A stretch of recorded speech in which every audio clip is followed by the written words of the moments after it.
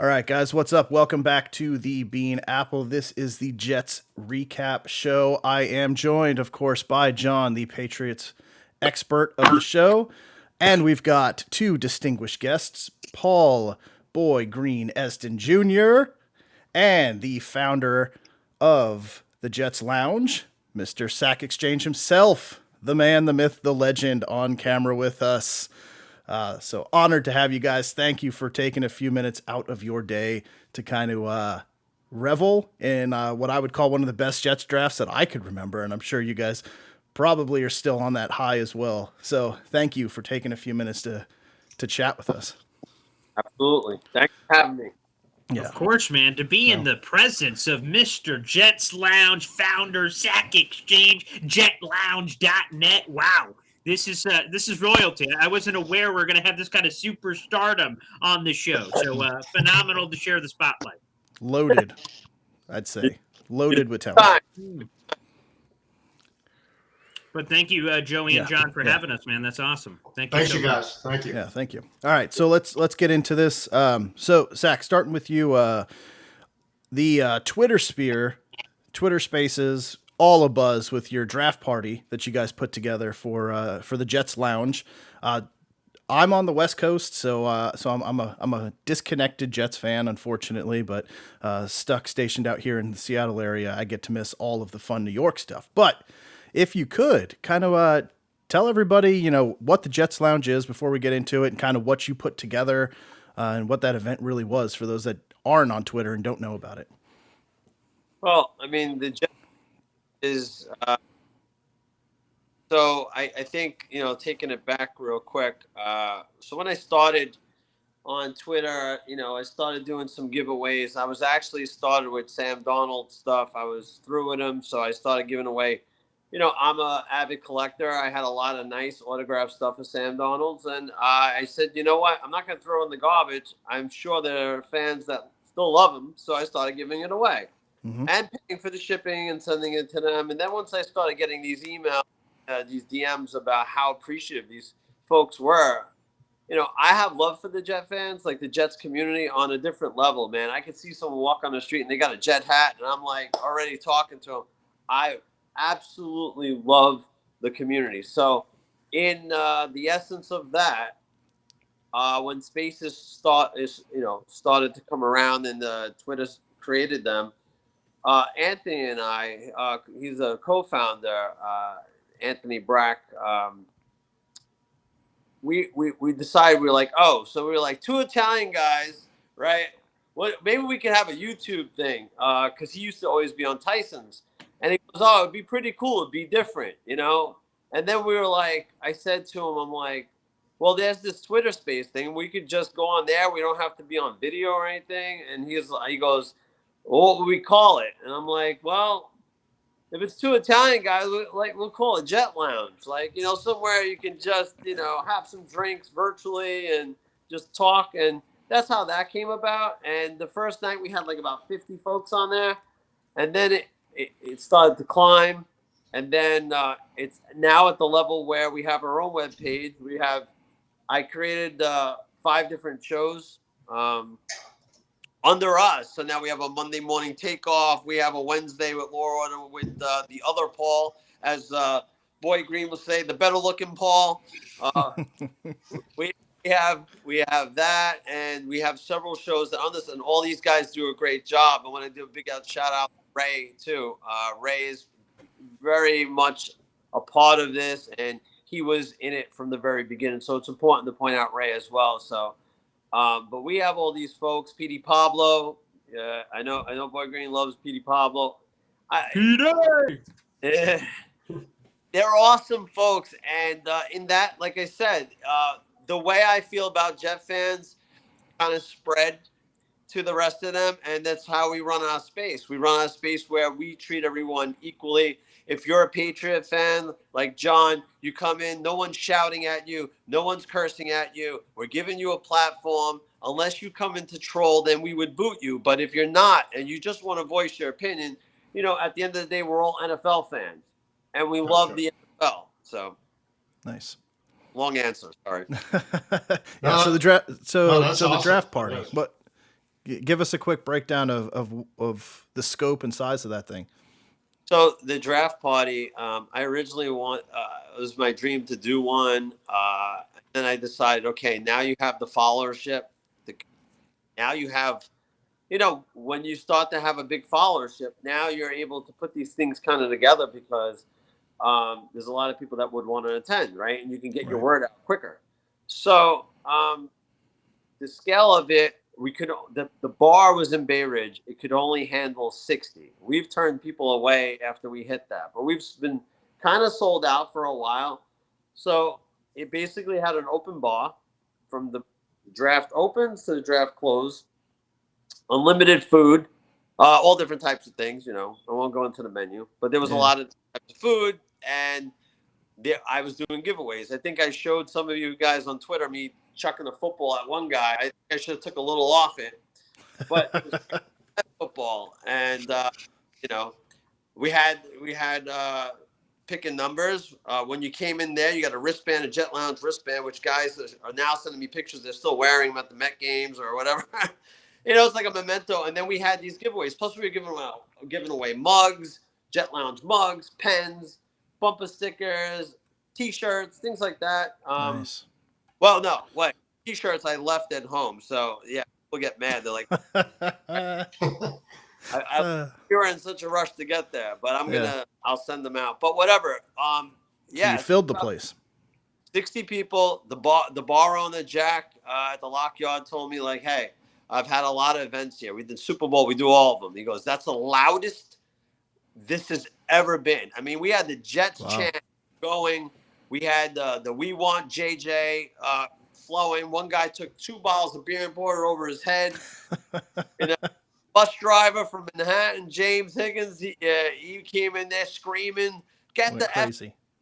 I mean, it was everything that a Jet party should be. And next year, we're gonna have to open. We're gonna have to have it in a larger venue. Yeah, sounds like it. Yeah, we're gonna have to have it in a larger venue, and it's gonna just get. It just keeps getting bigger, That's awesome. And we've been blessed. I know I've been blessed. This is something I didn't think that would spin like. Now tonight's show that we have at 7:00. I mean, we've got the who's who in the Jets media, the Jets ex-players. I mean, Jet Lounge at 7:00 is going to be tonight. It's going to be lit. Nice. I'll try and get this up before then, so people can get it. I'll definitely be in there with you guys checking it out. Same here.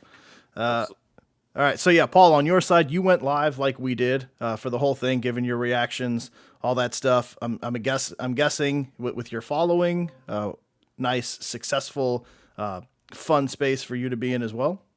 Yeah, I had never done it before, to be honest with you. So I got into the YouTube game very late. My podcast, The Jet Zone, has been on air for over a decade. I've been with a radio station. Then it was just podcasts and video recently. Like I said, I jumped on that super late. It just kind of finally clicked. Like, let's try the video thing to give people another taste. And it was a raving success. It was really cool. Like I said, never done that before. And one of the main reasons I hadn't is because I work. I'm the New York Jets digital reporter for Heavy.com. So my bosses are chirping at me to write. So it's hard to write and then entertain and do a show. So, first world don't understand over here. Yeah. I understand. Like, all right. So those are the things Paul's dealing with, right? Yeah. So, so I was trying to do that. So I was able to hop on there for like, 20 picks or something. I unfortunately hopped off before the JJ pick. So there was no live camera on me when that happened. But that's what a lot of people complained about is, where's the reaction, man? But it was cool. Right. It's going to be here. It's going to be here. Yeah, that's right. That's it. So,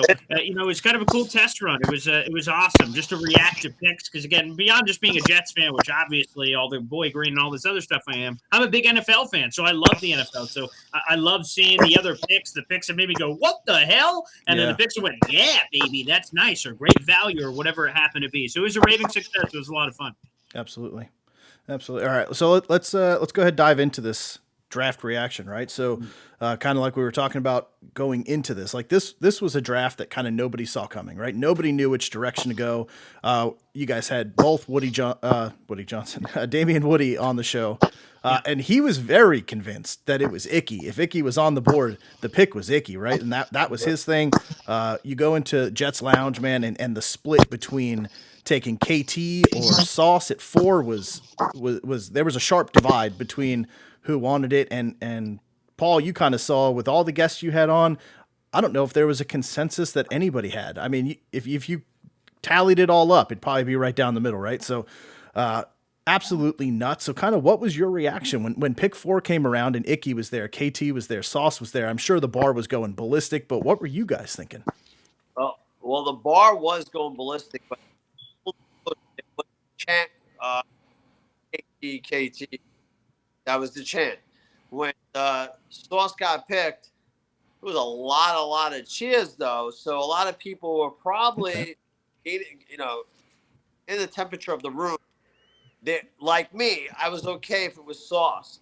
If it was anybody other than Sauce, if it was Icky, I would have done like a few people. They kind of walked out for a second. They went outside. Maybe they smoked a cigarette. I don't know what they did and came back in. But a couple people were like, but most people like me, it was like, I was screaming KT too. And then all of a sudden when it was Sauce, I was like, all right, I can get around that. So yeah. I was happy about it. Nice. How about you, Paul? There was just a level of surprise for me because, again, to your point, and that was a really cool side effect of having so many different really cool guests on, is everyone has an opinion. So, I had people all the way from the end of the Jets season in January, and again, we have 4 months essentially to talk about the draft, and everyone had a different opinion. I had Damian Woody's of the world pounding the table for Icky Ekwonu. I'm like, okay, I respect his opinion. Then we'd have guys like Connor Rogers and Leger Douzable who pounded the table for Jermaine Johnson. He's the guy. And then I had KT people and so many others. And that was just the wider range of opinions that normally when we head into a draft, Jet fans in general, we know who the pick's going to be. It's between a couple of guys, and even at 4, more so, because there's only so many players that can be taken before that point. But to me, there was just a level of surprise with the pick. So I'm on the edge of my seat. Of course, I was cheering for KT because I think he's going to be a stud at the next level. So I'm waiting for KT, and when they say Sauce, I was just so thrown off because I thought if they didn't go KT, who I wanted, I thought it was going to be Icky. So when it was Sauce, there was just a whoa. Like, again, he's an exciting player, swag, flash, analytics, athletic testing numbers. And, again, he talks the game. So there's so many reasons to love Sauce. And I love the player and phenomenal. We need a number 1 corner. We haven't had one since Rivas. So all of that was good. But I will tell you, the overall thing was just a stunned surprise. I just didn't see it coming. The history tells us that a corner will not go high. That's what the 49ers schemes and all those other things told us. Yet they did. So a lot of surprise there. Wow. So I was the only one on the Sauce train. That's a surprise. In terms of a prediction or anything, I'm going to be honest. I'm trying to think of all the people who came on my show. Maybe some early people said Sauce. And then the convincing last 2 months have all been, for my show anyway, Icky Ekwonu, Jermaine Johnson, KT. I had not heard any Sauce talk the last 2 months. We had a surge. Rich Samini, I'll give him a tip of the cap, a Jet Lounge, regular.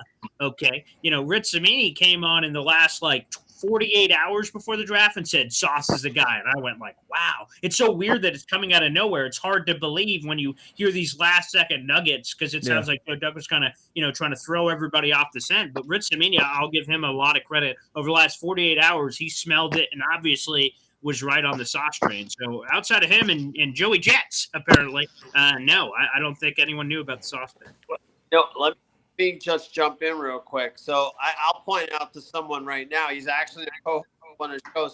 So Sad Jets fan, who's now changed his name to Happy Jets fan, he was on the whole time. The whole time. So just props for that. Nice. All right. So me and Sad Happy. Yeah. For the 2. So I like it. I like it all. All right. So let's roll on a little bit here. So you roll down to pick 10. Drake London went off the board prior to. A little shocking that he was the number 1, right? I think probably that's equivocal across the board, right? Nobody saw London being the number 1, I don't think. But what do you guys think? I mean, the feel on Wilson, consensus number 1 with all the experts, but Williams was climbing the board pretty quick. The injury wasn't as big of a concern. The overall talent, I think, is probably projected a little bit higher for what the impact could be. But do you think we made the right call there with Williams with Wilson over taking that flyer on Williams? For me, I think that, okay, so I was all on James. if you say something, you got to stand by it, right? I was all in on JMO because the ceiling, I think, is the highest out of all the wide receivers in this class. But then there's the injury, right? So I think at the end of the day, they chose to go more of the safe route. But Garrett Wilson's a baller. Like, let's make no mistake about that, guys. He's a baller, and he can jump up with the best of them. Anyone that's not watched his film, I'm sure everybody's YouTubing his highlights since we picked him. I mean, outright. So Wilson for the next 5-10 years, hey, it's good with me, right? I mean, what more can we want? So I'm excited. Yeah, as Paul would say, from your mouth to God's ears, right? That's right.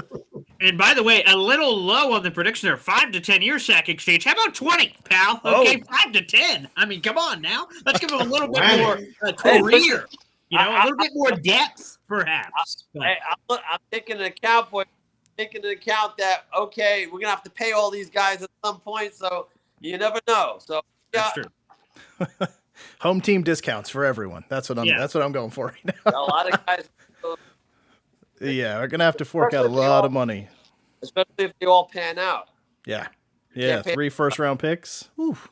That's a first world problem, by the way. I am perfectly okay envisioning in the future. Oh man, who we got to pay? Over the last couple of years, it's been, is there anyone worth paying? No? Okie dokie. So that's been the problem the last couple of years. But to your point, Joey, with the question, to me, and I'm just going to dive on the sword for this, I think it's very Sam Darnold-ish, and I don't want people to overreact. Sam Darnold, like 2018, all of us assumed, for the most part, outside of the last 24 hours, Sam Darnold was going number 1 in the Cleveland Browns. So I think a lot of us, Jet fans that were at 6 and then trading up to 3, I think a lot of us just never thought he would be there, so we probably overlooked him, said, okay, Josh Rosen, Josh Allen, Baker Mayfield. We were talking about all the other guys because why waste our breath talking about a guy who's not going to be there? I'm going to be honest. I think I fell victim to that with Garrett Wilson. I thought there was no way on this God green earth that he was ever going to be there at 10. I thought the floor was Atlanta. I thought they need a lot of things, but if they were going to go receiver, it's Garrett Wilson easily. So again, I'm going to be honest. I was lower on Garrett Wilson just because I didn't watch enough of him. I just assumed he would be gone. Enough really smart people that have joined my show told me that he's a consensus number 1 top guy, especially with JMO getting injured. So to be honest, I overlooked him. That's a mistake. We shouldn't do that. The Draft Day movie is a good example. You always got to study everyone and prepare for every scenario. So I think a lot of Jet fans may feel the same way I do, that we kind of overlook that standpoint. I think they're lower on him than they should be. He is a dynamic player, and I already did. I am doing a series, shameless plug, Flex. I'm doing this series called Meet the Fleet on my YouTube show, where I'm interviewing insiders from across college football, wherever these Jets draft picks came from. I'm bringing them on to find more about these players so Jet fans can, kind of get to know these new rookies. And I've done 2 already, both of the Ohio State guys, just conveniently enough.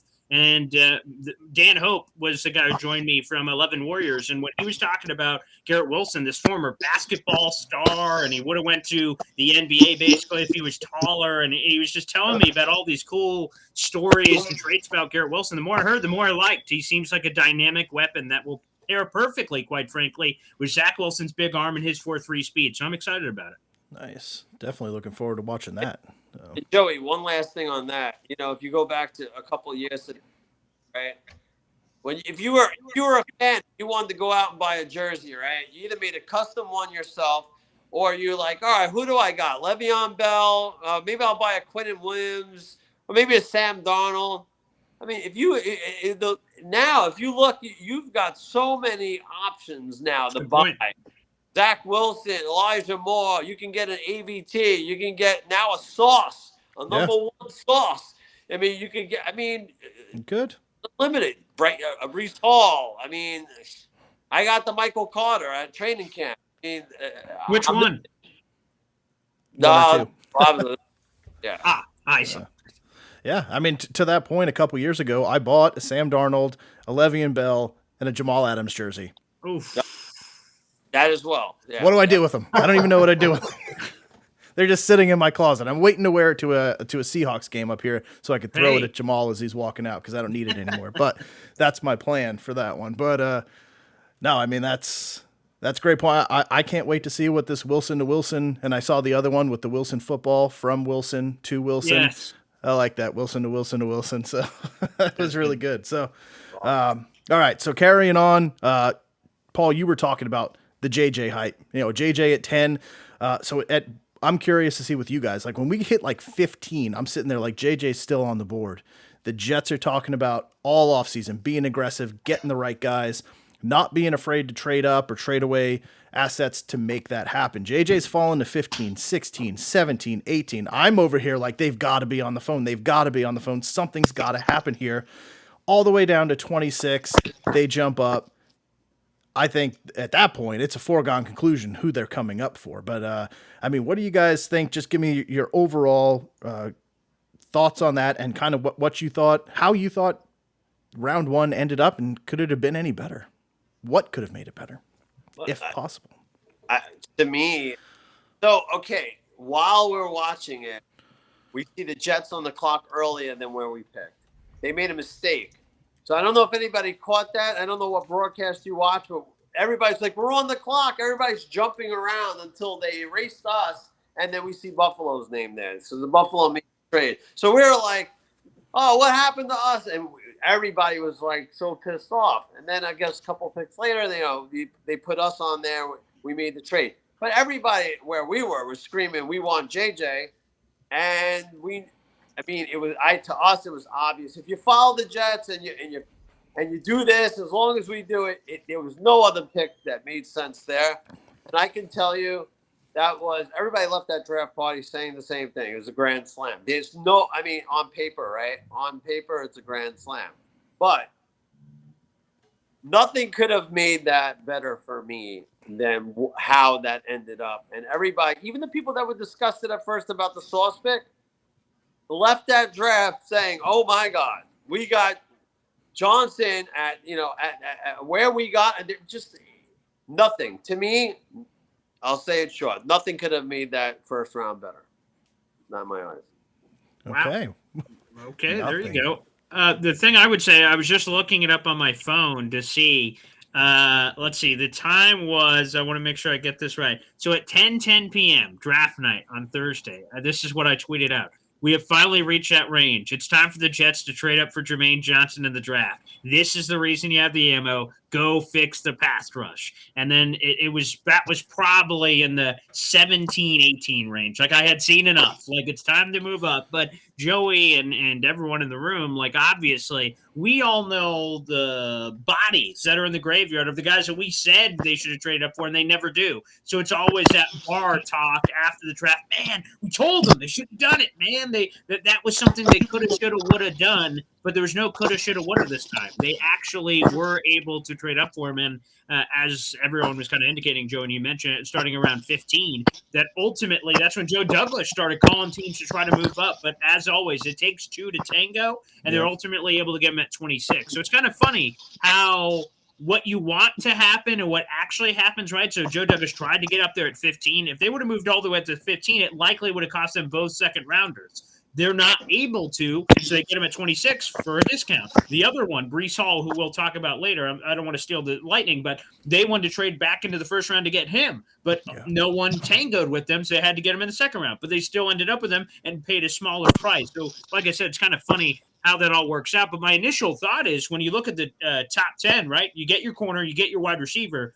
The thing we always feared in these scenarios is, oh, man, whatever pick you don't get, how do you fill that hole? For instance, if you skip out on receiver, if they would have skipped out on receiver, a good example is Robert Saleh said in his SNY interview, if the Falcons would have taken Garrett Wilson, how a lot of us thought, he revealed that they would have taken Jermaine Johnson at 10, that they didn't want Drake London. They would have taken him. And if you take him, you miss out on all the wide receivers because Garrett Wilson went 10, Chris Olave went 11, Jameson Williams went 12 from the Lions straight up. You would have missed out on the party. And what are we talking about in receiver? All in on Debo or something? I have no idea what they would have been able to accomplish. So it's fun. Like I said, it's funny how things work. I was like, oh, Jesus, who's their edge rusher going to be? You have Sauce, awesome. You have what ended up being Garrett Wilson. And I'm like, Jesus, you're going to miss the edge run. So when they got Jermaine, that's what, to echo off what Sack just said, that's what made it to me the perfect first round. Because at first I'm like, oh, man, you're going to have to settle for an Ebiketie, a Mafe, whoever. Who I like all those guys, but obviously if they're going in the second round, there's a reason any of those players that I like are going in the second. So it seemed like a home run on all levels. So when they traded up, you didn't think they were going after Cole Strange? No, I You did guys didn't think not. that? I know that would have sniped you guys in the Cole Strange pick. I Which, mean, by the that way, would have is destroyed hilarious. Belichick. That would have Oh my destroyed God. Belichick, man. So first off, I will say this pains me to say, coming from a Patriots fan, this is going to pain me. On paper, Sack, I completely agree with you. A+ on paper for this draft. I mean, the first round, anyways. I don't know if I would have went tight end with that. The first fourth round pick. 101, third round. I don't know if I would have done that after signing 2 tight ends, but hey, whatever. They get that Ohio State connection now. But one thing, so by passing on an O-line at 4, what's the backup plan if Mekhi doesn't come back the way obviously the team thinks he's going to? Because they obviously have some intel that he's going to come back, he's going to play, but what happens if he doesn't? Because your backup plan signed with another team, right? So what's going to happen now? I mean, I know you guys drafted that kid from Louisiana in the 4th round. I get it, but I mean, is that going to be your left tackle? You know what I mean? What's the backup plan? Well, pretty straightforward, right? We didn't have him last year, so what did they do, right? So they moved Fant over to you got Fant the left tackle, so he would be the left tackle again. You added Lincoln Tomlinson, you got ABT, Connor McGovern wasn't bad, and at right tackle it just listen. I think we're fine there. I think that but you're saying, does he come back? He's come back. He's coming back. I mean, there's no right, but the way they're anticipated to, and you're right, you will have the same group in place, but they also gave up 44 sacks last year. So I'm just wondering, is it going to be a potential Cincy issue where maybe next year they go out and they go the free agent route? If it doesn't work out this year, well, I mean, kind of like what Cincy did this year. We haven't past camp. You have cut downs. There's a lot of things. So I think this offensive line this year, and listen, unless it's a career-ending injury we don't know about with Becton, he'll be back and we'll be fine. I can promise you that a lot of those sacks that happened last year, can be attributed to a rookie quarterback not making the correct read or holding on the ball. Yeah, absolutely. So, take that with a grain of salt. Go ahead, Boy Green. I know you. Yeah. John, I think you hit the nail on the head, man. I mean, here's the thing. Last year, the Jets just got, to be blunt, so freaking lucky that Washington drafted a young offensive tackle, and they went, I guess we don't need Morgan Moses. Let's just cut a guy who started 96 games in a row. And the Jets are just, scratching their ass cheek. And they're like, wait a second, Morgan Moses out there? Sure, let's add him to the – like, he wasn't part of the plan. Like, the Jets' plan was Mekhi Becton and George Fant. When Becton goes down week 1, thank God they had Morgan Moses, because if they didn't, it was going to be the Connor McDermott or Chuma Edoga show. And most of your listeners are like, who the hell? Exactly. That's the point. So that's the thing that, I'm not as confident as my boy Sack in Mekhi Becton. Again, I hope there's a lot of hope. That's what it is for me, because again, he hasn't been healthy in 2 years. And while the videos look cool, every time I share an Instagram video of Mekhi Becton, 50,000 views automatically. So thanks for the support, y'all. Appreciate it. Apple Green 25. But I mean, quite frankly, we got to see it. I need to see him show up when it matters. I don't give a flying hoot. He's not there for voluntary OTAs. I don't care. Don't care. Now, regular season, training camp, mandatory, okay, show up.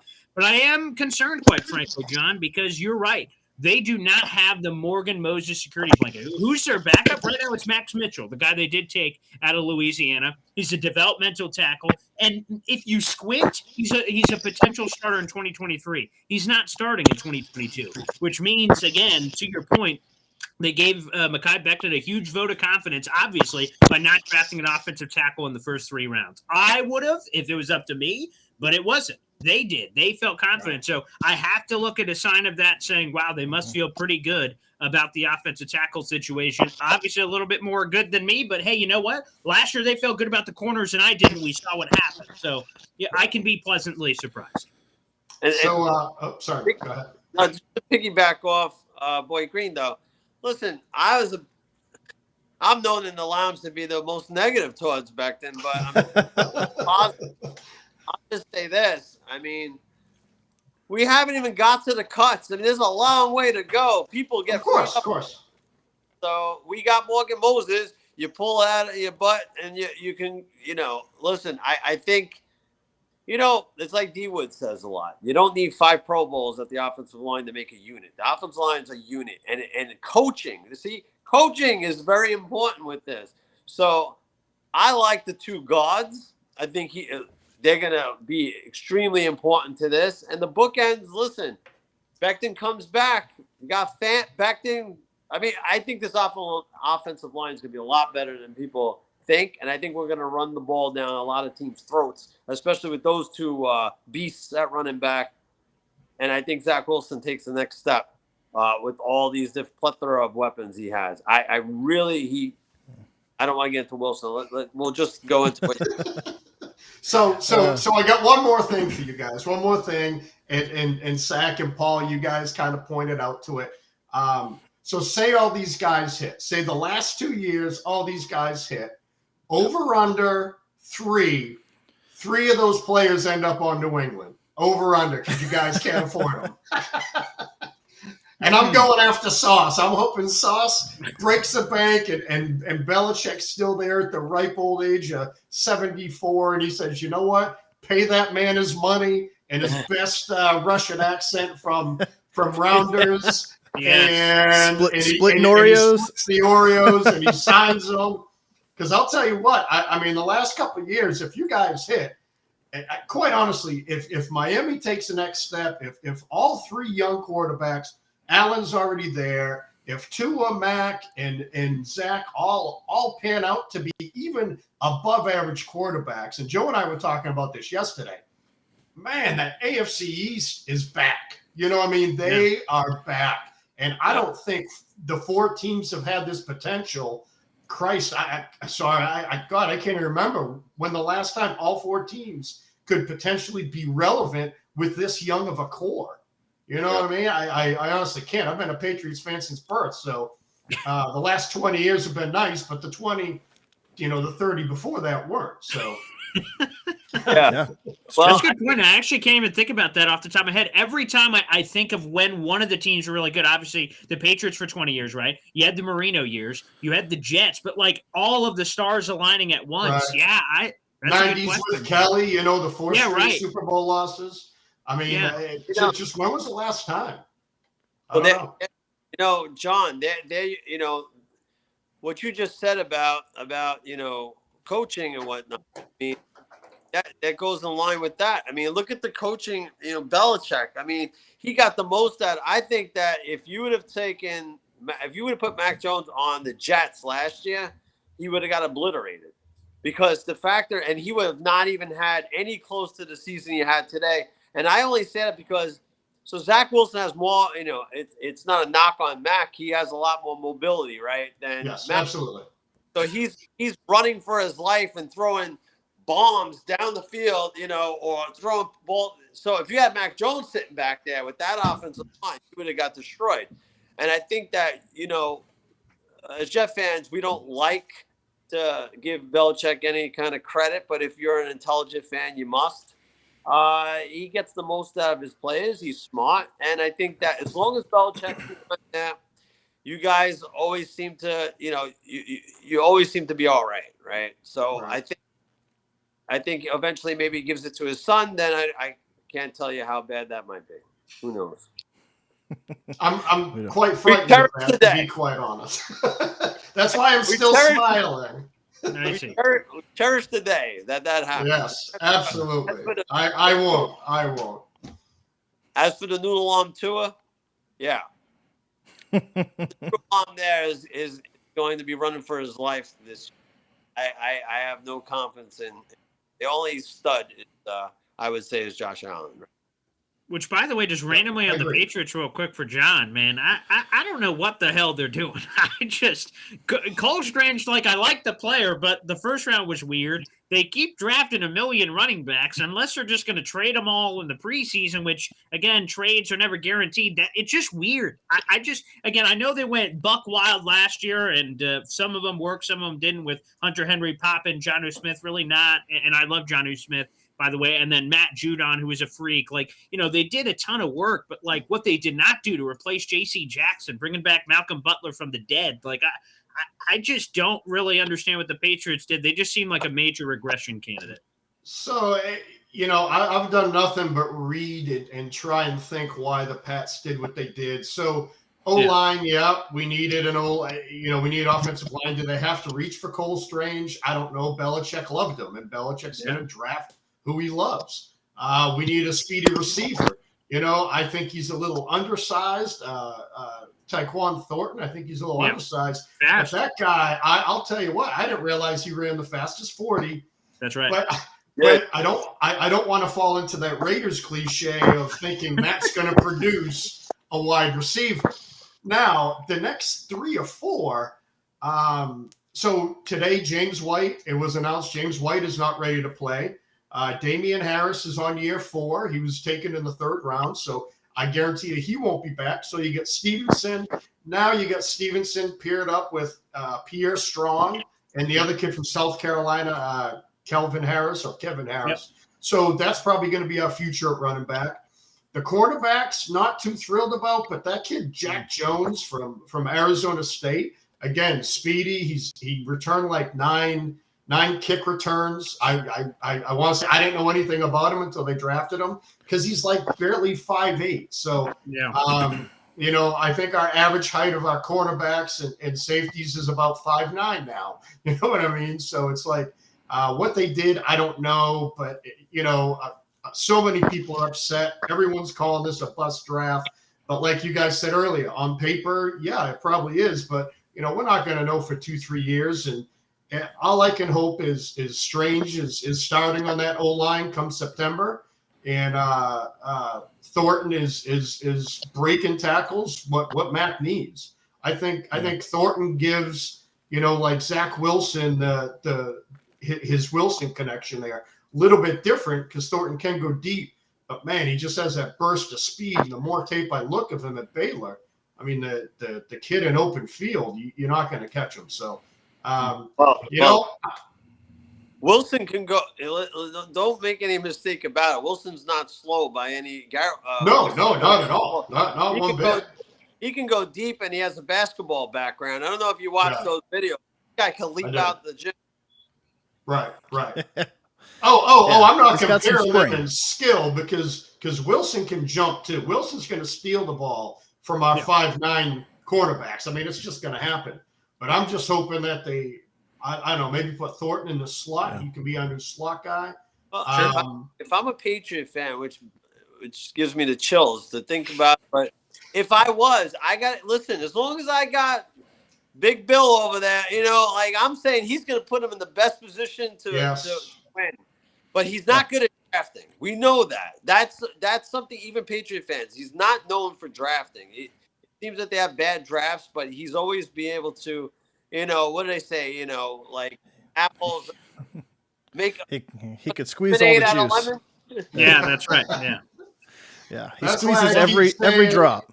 In Bill we trust, because that's all I got. In Bill we trust. I have to assume he's looking out for the best interest, which I'm sure he is. Now there's the talk going around that he's trying to tank it, so he gets removed and his son takes over. I mean, that's foolish. Belichick's not going out like that. But just a very interesting draft from a New England Patriot fan perspective. Very no doubt about it. And John, I hope you enjoy last place in the AFC East, pal. Thank you. Ooh, not happening this year, brother. Maybe next year when we're in first. Maybe we're all tied for first next year. There you go. Maybe we're all tied for first. I don't know how that will happen, but all right, so let's jump over. So John was talking about the running backs, and that was a shocker for me from the Jets side. I didn't see a trade up for a running back. I didn't even know if I saw a running back going in round 2, but you know, they saw the consensus number 1 running back sitting on the board, and they jumped. And Paul, you alluded to it. They tried to jump back into round 1, which I was really surprised about too. So, what do you guys think about Hall? I mean, now we have 2 top running backs on the team, but what does this mean for Michael Carter as well? I mean, it looked like it was his rock to carry, and now it looks like he might even be relegated back to an NC type of situation there with Javonte Williams almost. I couldn't wait to look. I'm a running back guy. We have Anthony. He's an offensive line guy. I think we all are different kind of guys. My first jersey was a Freeman McNeil. I'm a running back guy. I wanted Darren McFadden. I've wanted Reggie Bush. Like, I love the running backs, and I'll tell you right now, this kid's different. He's a problem. He's a 3-down back. That's, people say there's no such thing as an every down back anymore. Yeah, there are. Derrick Henry's one of them. There's a few. Dalvin Cook. This kid's that. This kid, you know what? On the Jet Lounge, they were saying, I hope he could catch. These are people that don't know, okay? They don't know. They're saying, I hope he could catch better than Ty Johnson. Yeah, he's got probably the best hand in all college football out of the running. He's big. He's shifty. He's fast. He will elude you, and he'll run over you. This kid is RB1 right out camp as long as he's healthy. Now, Michael Carter, I have his jersey right in that room there. I got it in training camp. I love Michael Carter, too. That's a good problem. As Boy Green said before, that's a good problem to have. To have 2 of those guys. I'm telling you right now, this gets me more juice than anything. This kid is a problem, and Jet fans are going to fall in love when he takes a 3-yard little dump off out and he takes it to the house. This is I'm over the moon, and you probably see me getting more excited when I get into this. Hey, listen, I'm up for this. This guy is great, and I'm telling you right now, Michael Carter will. A lot of folks were like, "Yeah, well, I'm glad we got Breece Hall." Because he can come in and spell Michael Carter. No, guys, that's not the way this one's going to work. It's going to be the other way around. But listen, Joe, that's a good problem to have because they're not going to run them both out there full time, running back by committee, right? That's where we're gutted. That's where we've been. You have a 2-headed monster back there. And you got these tight ends running around, and you got speedy receivers around. It's going to be fun. I'm telling you, it's going to be fun at camp, and it's going to be fun when the season starts.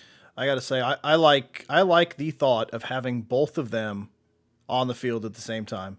You got both of them in the backfield. You got those wide receivers, tight end.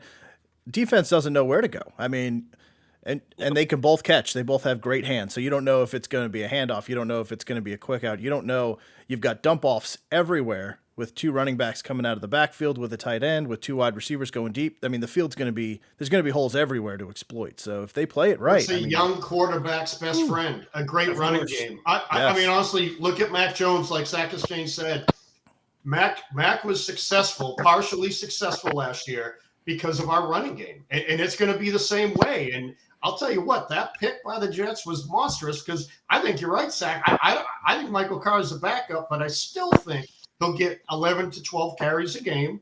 He'll be out there, and I think Breece will be out there. I mean, his hands are amazing. That's a frightening running tandem.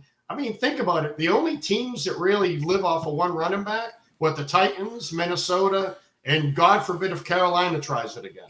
You know what I mean? It just doesn't spell good for him. Yeah, and Joey, before you get to Boy Green, real quick, I mean, like I said before, it's a great problem to have, but you got to admit, if Zach is not, listen, this all doesn't matter if Zach's not right, okay? So they're doing everything in their power, and I know there's some old Sam Darnold folks that say they didn't, and maybe they didn't do it for him, but they're doing it for Zach right now. If Zach's not right, we go nowhere. So you got to get right, and just like John said, the best friend is a good running game, especially one that can tote the rock, or one could, like, both of them on the same field. One could take a 5-yard out. You could either hand it off. LaFleur is beside himself. You seen the smile ear to ear in that draft room. He's already probably juiced thinking how he's going to work with all this. It's going to be fun. It's going to be fun. It is. And Paul, Zach is good. Still sticking with it, but go ahead. Give me. Yeah, there you go. That's right. I do have to make a public apology, though. Leading up to draft day, I did 2 big radio appearances. WGR 550 in Buffalo, massive station out there. And then I was on ESPN Utah. And the first Buffalo station I joined after the radio show, they apparently Bills fans really wanted Breece Hall in the build-up to this draft. So he said, hey, Paul, the Jets, again, this before we know all the trades and everything that's going to happen. They're like, hey, Paul, 35 and 38, any chance the Jets go running back? And I said, oh, Bills fans, don't worry. The Jets aren't going to be the team that takes Breece Hall off your plate. I'm like, they got Michael Carter. I'm like, that changes the dynamic essentially. Is again, if we go back to last year when it was Najee Harris, Travis Etienne, I could have easily seen the Jets dipping their toe in that water because all they had at the time were Ty Johnson, Tevin Coleman, LaMichael Pirine, and kind of a bunch of just jags, as we call them, just a guy. And that's all they had. But this year, I'm like, oh, they have Michael Carter. They like him. But nah, Bills fans, don't worry. Not going to happen. And, of course, it happens, right? And then I go over to ESPN Utah, and I tell them, oh, Tyler Algier, day 3 running back would be phenomenal. And then, moments later, right, they end up taking Breece Hall, which kills that dream immediately. So, again, I'd like to publicly apologize to both for screwing Bills fans, which, again, I'm not as upset about, and then Utah people for reuniting Zach Wilson with them. So I do have to apologize for that. But it was stunning.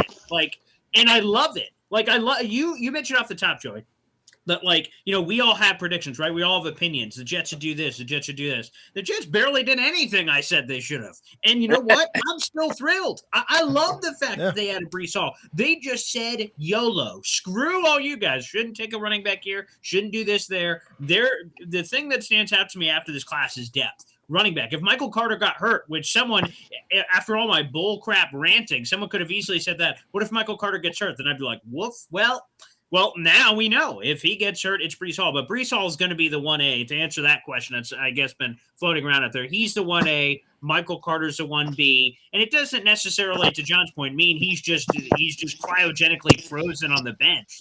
He's going to get wrecked. Quite frankly, I prefer him in a role where he's getting less wear and tear. He's a smaller guy.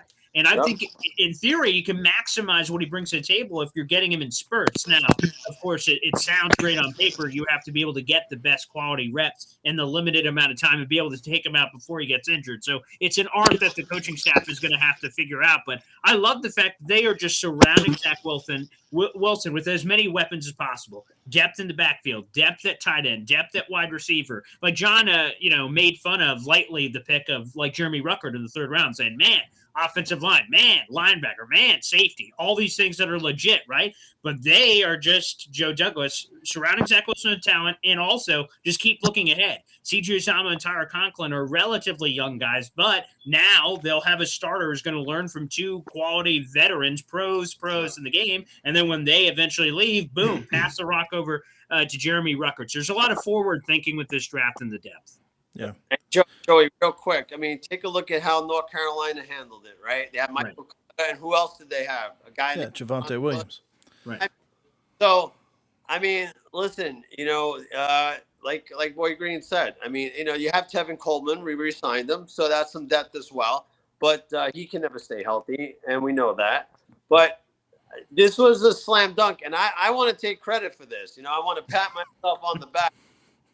Yesterday, I tweeted out a video of Breece Hall in the day of the first round, the Thursday. In the afternoon, I was watching a lot of film on, and I had a guest of mine, motivational. He stayed for a day over here with me, and we watched the 2nd round. But he was like, "You're watching a lot of Breece Hall right now," and I'm like, "Yeah." He goes, "We're not going to take it." I said, "Well, I'm telling you right now, there's a shot." He goes, "Nah, there's no shot." So I tweeted out and I put Breece the Beast because that was the name of the video.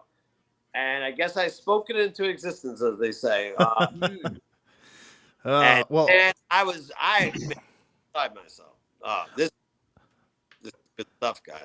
Well, all Jets fans, I think I could speak for, are hoping that you are 100% accurate on your Breece.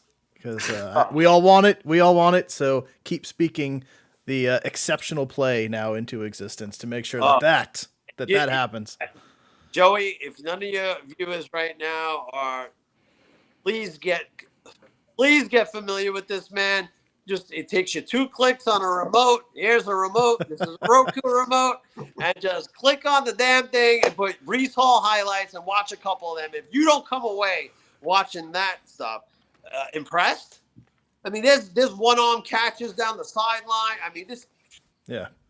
So you're saying if you don't come away impressed with the Brees Hall, jump into the lounge and have a discussion about it. Is what There you're you saying. go. Or That's it. feel free Oh, to look at that.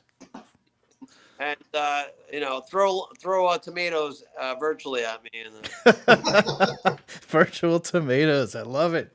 All right. So it's getting a little long, so I want to kind of jump through this a little bit.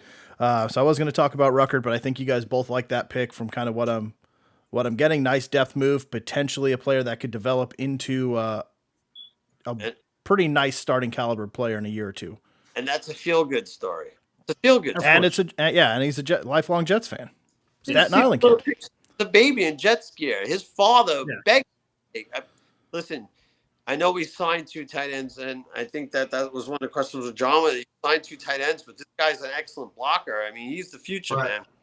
Yeah, and speaking of one-handed catches, made some pretty nice ones himself. So I like he's a beast. He's a big kid too. What is he, like 6'5", 250? I mean, that's Gronk size. You know, he's going to get bigger too. You know, as he gets stronger. So my goodness, he's going to be big. And I heard his name after the Senior Bowl. Like his name started popping up as somebody the Jets really liked. So he was somebody I was keeping an eye on going into day 3. So I wasn't surprised to see that happen because they had that one-on-one with him and they had that extra exposure. So it was good to see them utilize that. And I hope they're right because having that intel that other teams didn't have hopefully translates into something really, really nice. So I want to say something. There's a lot of Gronklin.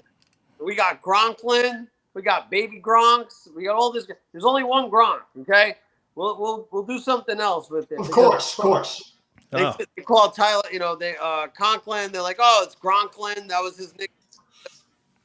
There's only one Gronk, but this kid, sky's the limit.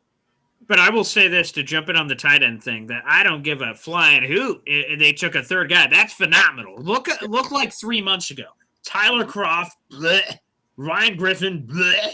Like they had garbage, trash. They had the worst tight end unit in the NFL. If I had to rank them, I put them 34th, and there's only 32 teams. So I don't even know how that's possible, but they would have been 34th. That's how terrible the goddamn tight ends were. So you had Uzama, you had Conklin, you had Ruckert. I mean, I don't even know what to say with myself. When I said it earlier on some show, I can't remember if it was the Jets draft recap show or whatever, and I'm like, depth? Tight end? What? Yeah, what is that? 100%. I didn't even know what it was. I had to look it up in the dictionary. What does this mean? Depth, multiple guys. I could step in. I'm like, I don't understand. My brain, good. The synapses weren't firing. So it's blessed be goddamn he, man. Yeah. I like it. Good. So we're all in agreement there. That was a nice move. So, John. John. I hate it. Anything that makes the Jets better, I hate. Okay. Yeah. That's consistent. Right, so I'd like to round it out on kind of what you guys see, your opinions on what this draft now implies moving forward for next season. What your grade was of the draft, I think we all know, but I mean, if you want to add a plus or minus in there, totally acceptable. And then to steal a page from Boy Green there, you can't leave the show without giving us a win prediction for next year. So round it out with again, give me your overall feel for what's going to happen next year, your grade, and win totals. I think this draft. Look, you're building. We filled a lot of holes. I think that every year that we go into a draft, we're always saying, well, we can't take this guy. We have a lot of holes. Or we can't do this. We have a lot of holes. Can't sign that free agent. We got a lot of holes. I think a lot of holes have been filled. I think it builds for the future. I think you add last year's good group of guys that we drafted last year, and now you bring these ballers in as well. I think as long as Salah is as good as we think he is, we already know our general manager is very good. I don't care what anyone says. I think that the future's bright. I give our draft, I give it I'll give it an A. Okay, I won't give it an A+. I'm gonna be a homer. I feel like you wanted to go there. I almost went there, but I looked at the last 2 picks. I think that my biggest disappointment, real quick, was Falele going right before us and Kobe Bryant going right before us. I would have loved to have paired Kobe Bryant with his teammate in the Sauce, and I was upset about it. But and I'll say real quick, a win prediction. I'm going to go on the line right now, and I really am. That's where I'm going. Say that again. It cut out. Yeah. I'm sorry. 10 wins. That's where I'm going. 10 wins, going double digits. I'm going 10 wins. Man, if Carl Lawson could come back and be the guy, 10 wins. I'm going with 10 wins. I know. Okay. Whenever you say that, other fans are like, oh, this guy's delusional. It's the Jets. Oh, we lost him. There he is. The There he lights is. turned off. Wow, that's okay. Yeah, that was weird. Clap on. Sorry, Zach. was- I don't know what that happened. was Your bad. screen just went to black. 10 wins, and I lost audio. I don't know if you guys can hear me. I lost audio. We Yeah, got you. Yeah. That's Well, I'm weird. not sure how to follow that up, but Yeah. again, I think the key here for all of this is I'm guessing Zach Exchange can no longer hear us with it's impressive that. Yep. Okay. I lost audio. Doing phone. I'm not used to doing stuff. So, I think it's the phone's cutting out, but well, you know what happened? I got a call in the middle of the lock my I didn't hear any of that. I heard a little bit. yeah, I think it's he breaking said up the and- Patriots are going to win 14 games. Wow. That's what I Okay. took of that. Bold. I appreciate Oh, that, Sack my- Exchange. my- I appreciate that. All right, 10 games. So, Paul, break her down. Yeah, I think it's important, Sack Exchange. With all due respect, we got to be a little bit more realistic here with our predictions. So 17-0 is what. That's where I thought you were going, Paul. I figured you were going. I swear to you. Yeah, come on. I'm being real.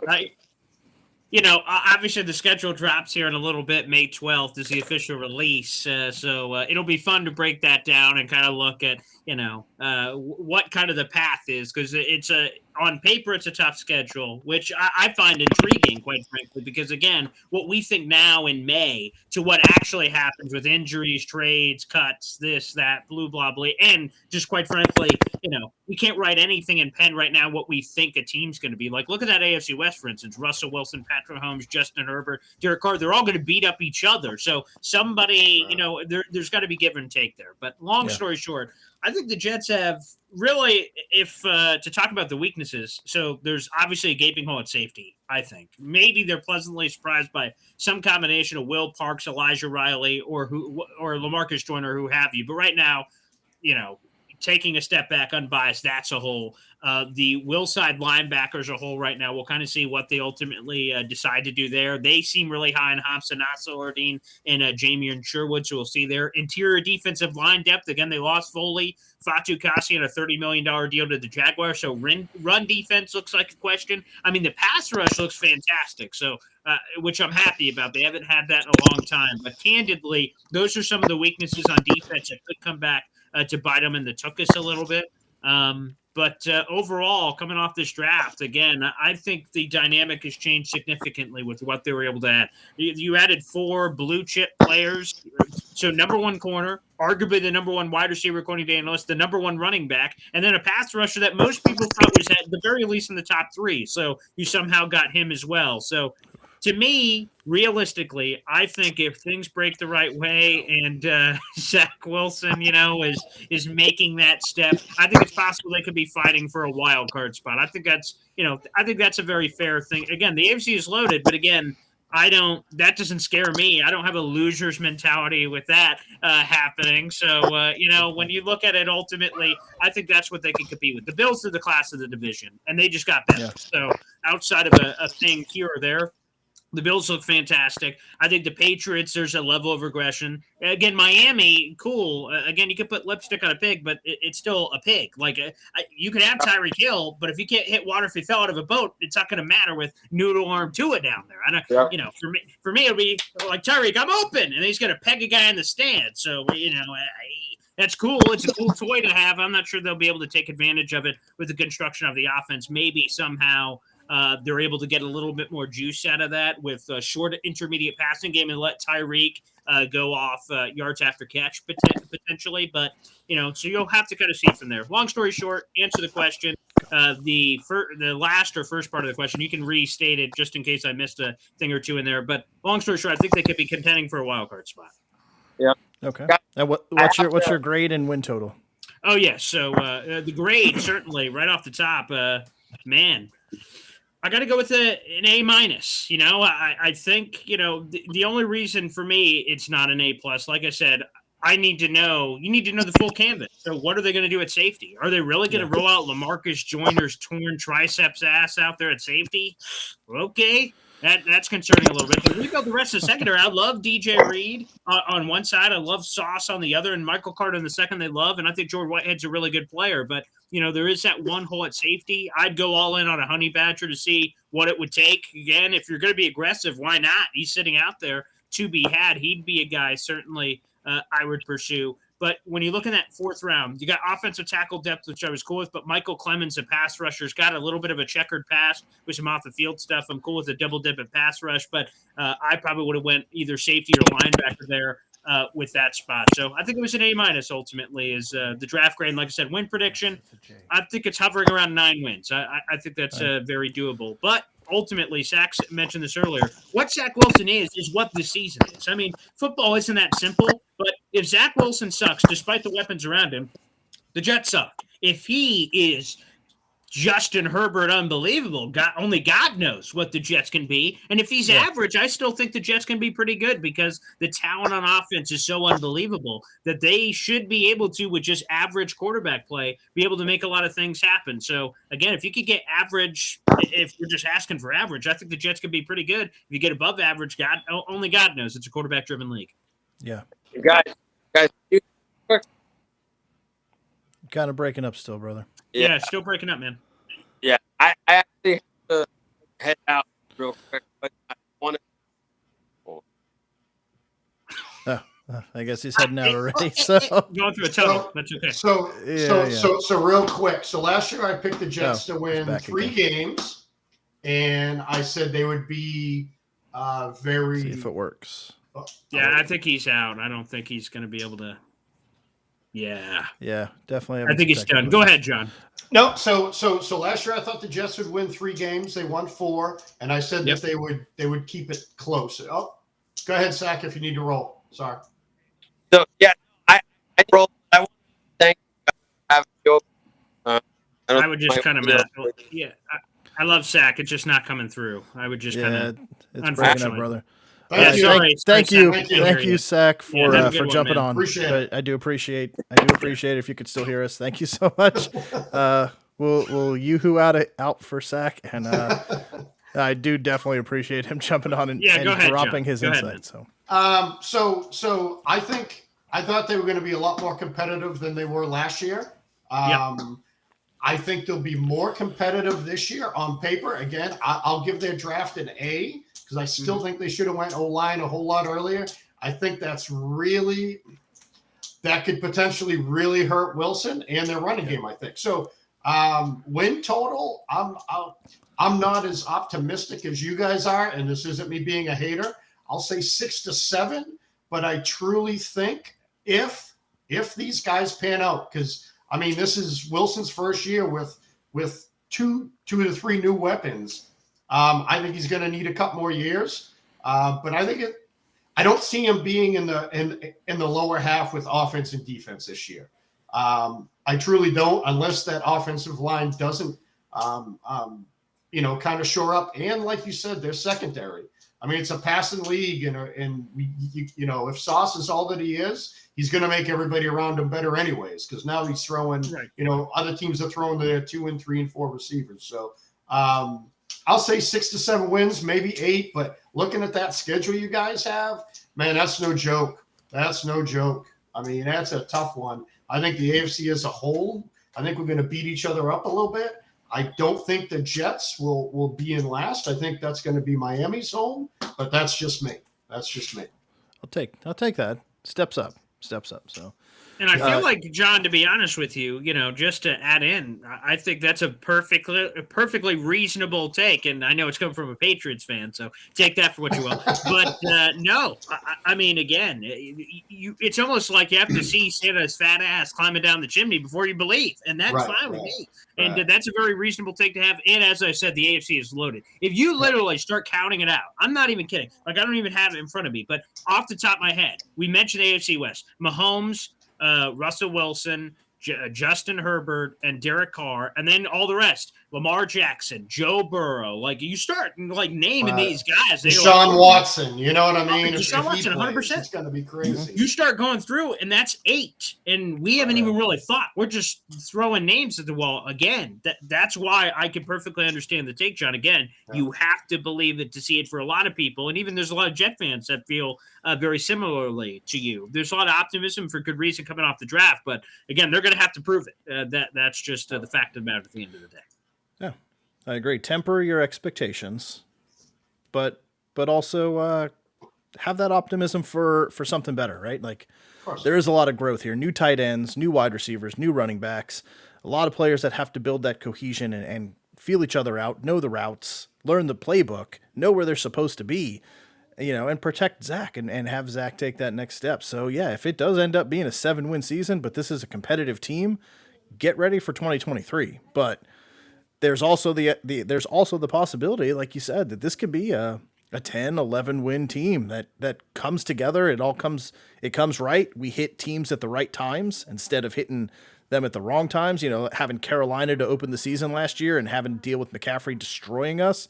If we would have played that team again in week 7, that's probably a win. So, a lot of things, it's where the schedule falls and how things align, how many back-to-back road trips you have to take, or there's a lot of things that we're going to see here in a couple of days to kind of figure out what is realistic here, I think. But I do want to wrap it. Back, though, on that one point, Joe. When you say temper expectations, hell no, this is the off season. Let's dream the magical dream. This is Jets off season time. So, quite frankly, man, everyone should be all over the moon and elated and excited. What good does it do you to have a pessimistic attitude right now? Oh, same old Jets. They're just gonna suck. Like, oh boy, don't be a loser. Like, dream the dream, drink the Kool-Aid, invite the party over. Like, I'm fine with Jet fans are, again, like Sack Exchange saying 10 wins and others going 12. I'm like, okay, great. Let's see what happens, but I like it. I want the fan base to be happy, but what I don't want is week 7 and we've got 3 wins in the book and that Jet mentality comes back. Zach's got to go. The coaching staff suck. We start running into, how quickly the fan base will turn. I mean, they're like, we do have the tendency to be rabid dogs and just snap. So, but to your point, right? If we're 7 weeks in, that means we're 3-4. That's mean we're hovering around 500. Something we haven't done, quite frankly, in a long time. I mean, that's the one big thing for me. Again, we will see. The schedule drops on May 12th. Even though the overall schedule looks difficult, there is enough games that if you slice it the right way, like that's what I really want. I don't want the season to be over by October. I don't want them to be 1-6 and it's over. Like you just want them to compete. For me, the realistic way to look at it, in my eyes, is you're hovering around 3-4, 4-4, so whatever that is. But there's a sense of belief. Like when you're 1-6, like the locker room's down, everyone's down. They can sell all the bull crap they want to, but it's like over. Like that's what I want to avoid. So even to your point, 7 weeks in, 3-4. While I'm not, showing that to Mama on the refrigerator, I'm like, you know what? That's better than what they have been the last couple of years. Right. Competitive December football, please. That's it. That's what they keep saying. That's a message that's being shoved down my throat as they knock on the door to tell me about their Lord and Savior. So yes, phenomenal. Oh, that's awesome. All right. So this has gone long, and I appreciate your time so much, John. You have anything before we go? No, what's your prediction, Joe? I didn't hear your win. Oh yeah. Come on, old Joey. My prediction. Oh, Slap it down there, man. I apologize. So definitely an A. I'm not going to go A plus, but I am optimistic. But yes, I do very strong A grade. Added a lot of key players. A lot of, when you're grabbing number one position players at 3 different spots, how could you not say that's a win, right? So just on the talent, strong A. Is that like a sticker on the old report card, like a little smiley it's like an A. It's an A with the the little red smiley face emoji, and a star. Nice. Oh, yeah. Okay. So it's a very strong A. I think I'm still Paul. I'm gonna kind of echo you here. I'm gonna say 9 wins. I think is where this team's going to be with the division. Now that could change with how quickly this team comes together, of course. And injuries, also all kinds of things, injuries and other things like that. Like I said, you're not playing Christian McCaffrey. You're probably beating the Panthers. He's in the game. You can't stop him. So it's one of those, how do things come together? So I like 9. I think 11 could be possible if all things break correctly. Okay. But I'm if we end this season with 9 wins, 2023 is going to be the heat, man. I can't wait. Cannot wait. So please let me for Sack, let me remind you guys, jump onto Twitter, look up Sack underscore exchange, follow him over there, jump into Twitter Spaces. It's a great place. And like you said in the opening, it's a great place for anybody, not just Jets fans. You want to talk football, you have a take on the AFC East or anything, jump in there. It's a great group of guys that just love to talk football. So look for the Jet Lounge and follow those guys. It's a blast. Great guys. A lot of insight, a lot of opinions, really good time. Paul, please, again, drop your boy Green25 there for everybody and let everybody know what's going on, brother. Of course, it's I gotta say that now that the season's kind of, the season for me of the draft is kind of wrapping up. It's been a magical run.